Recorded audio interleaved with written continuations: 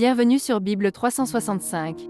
Nous sommes contents que vous soyez avec nous aujourd'hui, pour écouter la lecture du livre d'Esther chapitre 6, 7, 8 et 9. Demain nous commencerons avec le livre de Job. Si vous êtes nouveau, s'il vous plaît abonnez-vous à la chaîne, aimez et partagez-la pour encourager quelqu'un d'autre à écouter la Bible cette année. Bonne écoute. Esther, chapitre 6. Cette nuit-là, le roi ne put pas dormir, et il se fit apporter le livre des Annales, les Chroniques. On les lut devant le roi, et l'on trouva écrit ce que Mardochée avait révélé au sujet de Bigthan et de Téresh, les deux eunuques du roi, gardes du seuil, qui avaient voulu porter la main sur le roi Assuérus. Le roi dit : « Quelle marque de distinction et d'honneur Mardochée a-t-il reçu pour cela ? » « Il n'a rien reçu, » répondirent ceux qui servaient le roi. Alors le roi dit : « Qui est dans la cour ?» Aman était venu dans la cour extérieure de la maison du roi pour demander au roi de faire pendre Mardochée au bois qu'il avait préparé pour lui. Les serviteurs du roi lui répondirent : « C'est Aman qui se tient dans la cour. » Et le roi dit : « Qu'il entre. » Aman entra, et le roi lui dit : « Que faut-il faire pour un homme que le roi veut honorer ?» Aman se dit en lui-même : « Quel autre que moi le roi voudrait-il honorer ?»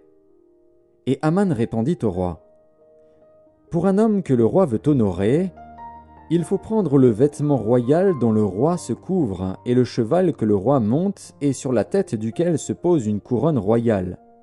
Remettre le vêtement et le cheval à l'un des principaux chefs du roi, puis revêtir l'homme que le roi veut honorer, le promener à cheval à travers la place de la ville et crier devant lui : « C'est ainsi que l'on fait à l'homme que le roi veut honorer. » Le roi dit à Aman : « Prends tout de suite le vêtement et le cheval, comme tu l'as dit, et fais ainsi pour Mardochée, le juif, qui est assis à la porte du roi.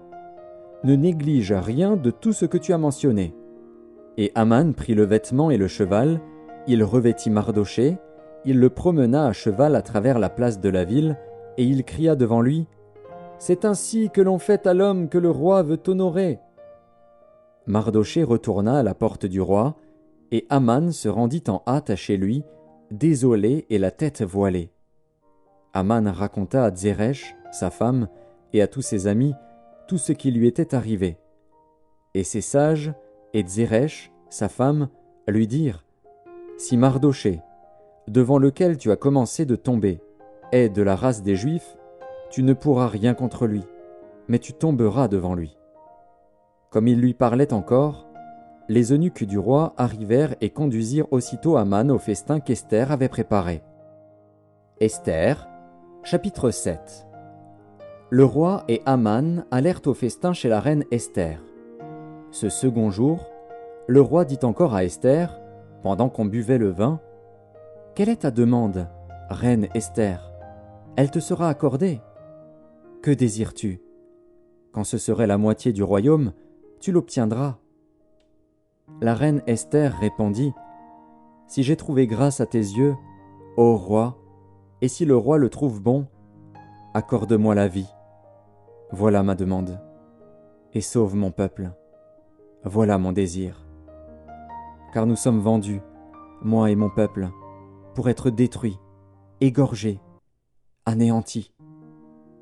Encore si nous étions vendus pour devenir esclaves et servantes, je me tairais, mais l'ennemi ne saurait compenser le dommage fait au roi. » Le roi Assuérus prit la parole et dit à la reine Esther : « Qui est-il, et où est-il, celui qui se propose d'agir ainsi ?» Esther répondit : « L'oppresseur, l'ennemi, c'est Aman, ce méchant-là. » Aman fut saisi de terreur en présence du roi et de la reine. Et le roi, dans sa colère, se leva et quitta le festin pour aller dans le jardin du palais. Aman resta pour demander grâce de la vie à la reine Esther, car il voyait bien que sa perte était arrêtée dans l'esprit du roi.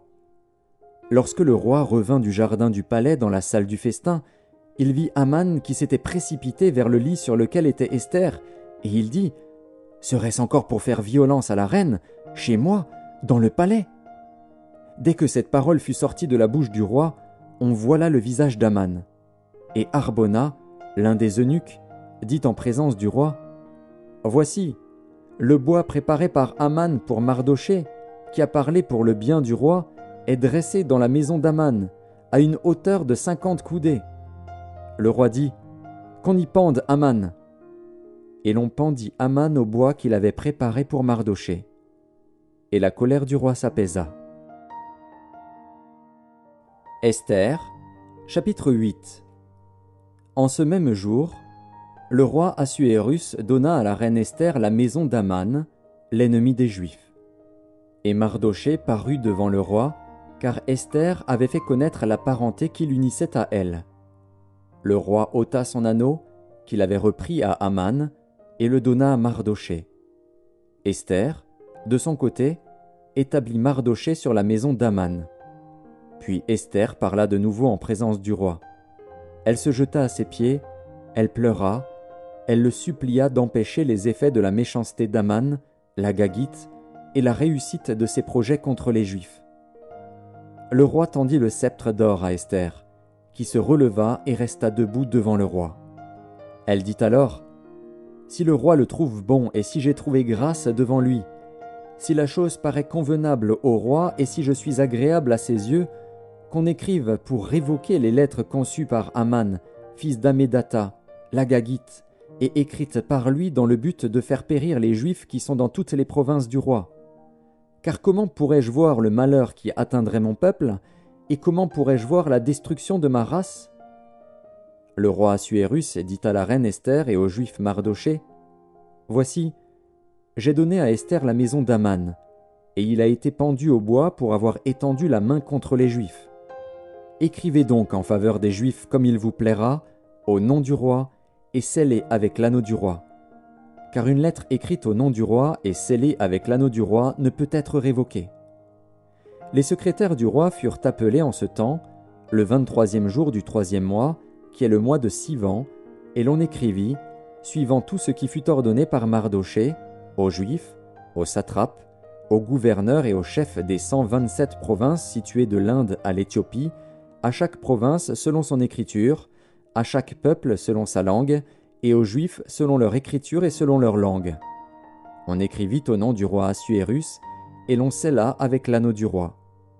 On envoya les lettres par des courriers ayant pour monture des chevaux et des mulets nés de juments. Par ces lettres, le roi donnait aux Juifs, en quelque ville qu'ils fussent, la permission de se rassembler et de défendre leur vie, de détruire, de tuer et de faire périr, avec leurs petits-enfants et leurs femmes, tous ceux de chaque peuple et de chaque province qui prendraient les armes pour les attaquer, et de livrer leurs biens au pillage, et cela en un seul jour, dans toutes les provinces du roi Assuérus, le 13e du 12e mois, qui est le mois d'Adar. Ces lettres renfermaient une copie de l'édit qui devait être publié dans chaque province, et informaient tous les peuples que les Juifs se tiendraient prêts pour ce jour-là à se venger de leurs ennemis. Les courriers, montés sur des chevaux et des mulets, partirent aussitôt et en toute hâte, d'après l'ordre du roi. L'édit fut aussi publié dans Suse, la capitale. Mardochée sortit de chez le roi, avec un vêtement royal bleu et blanc, une grande couronne d'or, et un manteau de byssus et de pourpre. La ville de Suse poussait des cris et se réjouissait. Il n'y avait pour les Juifs que bonheur et joie, allégresse et gloire. Dans chaque province et dans chaque ville, partout où arrivait l'ordre du roi et son édit, il y eut parmi les Juifs de la joie et de l'allégresse, des festins et des fêtes. Et beaucoup de gens d'entre les peuples du pays se firent juifs, car la crainte des Juifs les avait saisis.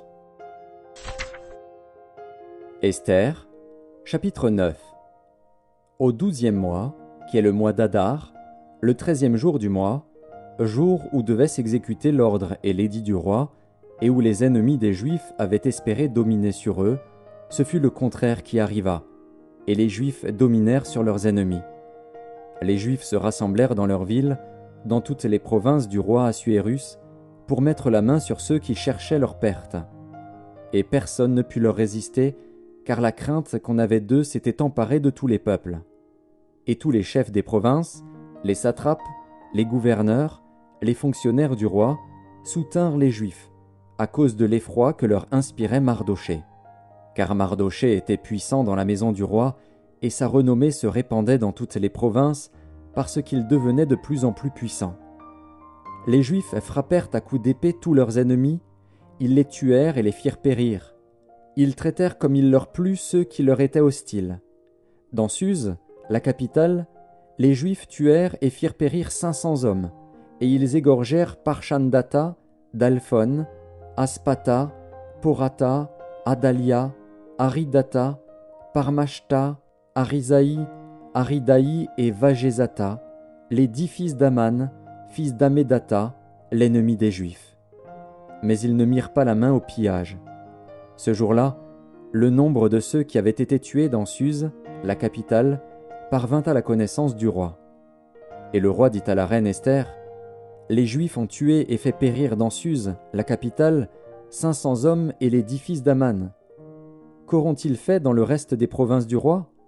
Quelle est ta demande? Elle te sera accordée. Que désires-tu encore?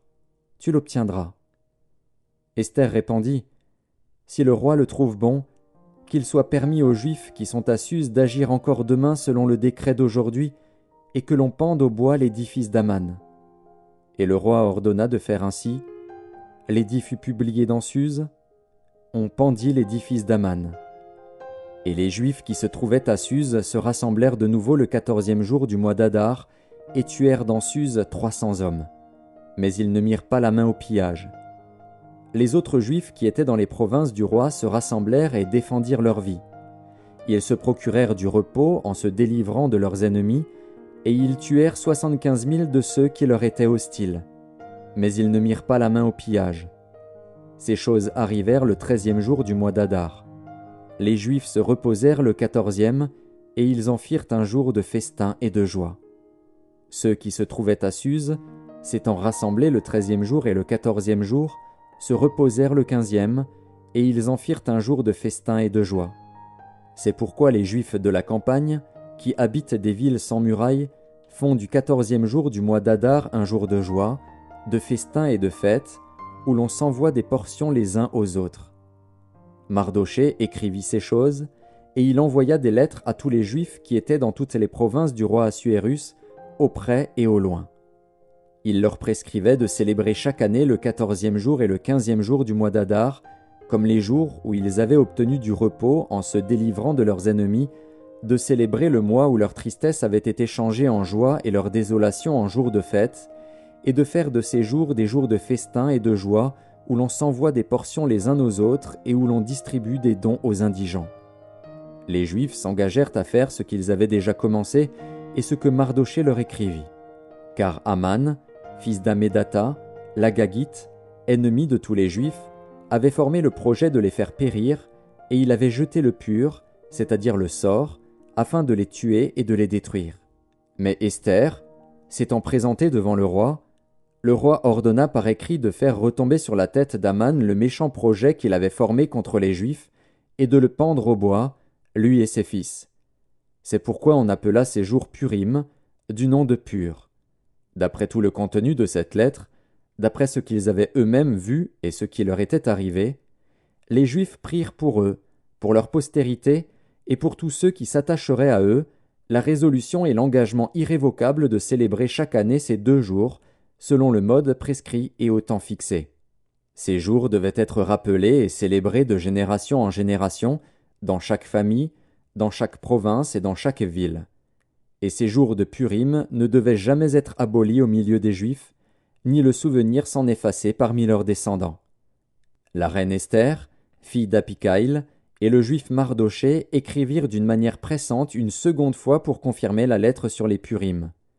On envoya des lettres à tous les Juifs, dans les 127 provinces du roi Assuérus. Elles contenaient des paroles de paix et de fidélité pour prescrire ces jours de Purim au temps fixé, comme le Juif Mardochée et la reine Esther les avaient établis pour eux, et comme ils les avaient établis pour eux-mêmes et pour leur postérité, à l'occasion de leur jeûne et de leurs cris. Ainsi l'ordre d'Esther confirma l'institution des Purim, et cela fut écrit dans le livre.